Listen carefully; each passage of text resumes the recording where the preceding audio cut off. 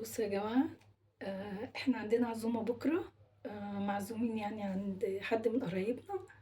وجيت بقى النهاردة عند اختي عشان اشوف هنعمل ايه، هنحضر ايه وهنشتري ايه، عشان انتوا عارفين عزومة يعني لازم هدية واحنا رايحين.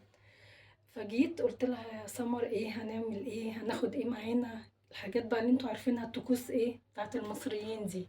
تمام. المهم قالت لي انت لسه جاية وهتفكري وهتكرري، واحنا بقينا الساعة 9 بالليل ومفروض ان احنا رايحين العزومة بكرة. قلت لها طيب ماشي، ما احنا كده كده هنشتري الحاجة واحنا رايحين. قالت لي واحنا رايحين فين؟ انا كلمتهم وهم طلبوا الهدية بتاعتهم. قلت لها طلبوها، ايه هي الهدية؟ قالت لي ما فيش، هم كانوا عندي في العيد وضاقوا الكحك اللي انا كنت عاملاه وعجبهم جدا، فطلبوه مني تاني.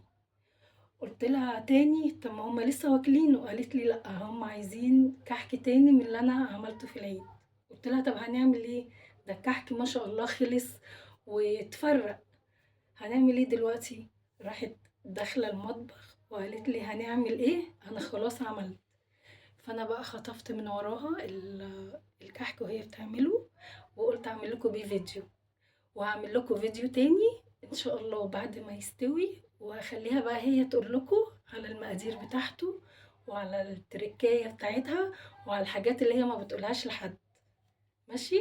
بصوا بقى الكحك عامل ازاي. بصوا يا جماعة، بصوا شكله عامل ازاي، جميل وكيوت قوي. شكله بص صغنوني ازاي.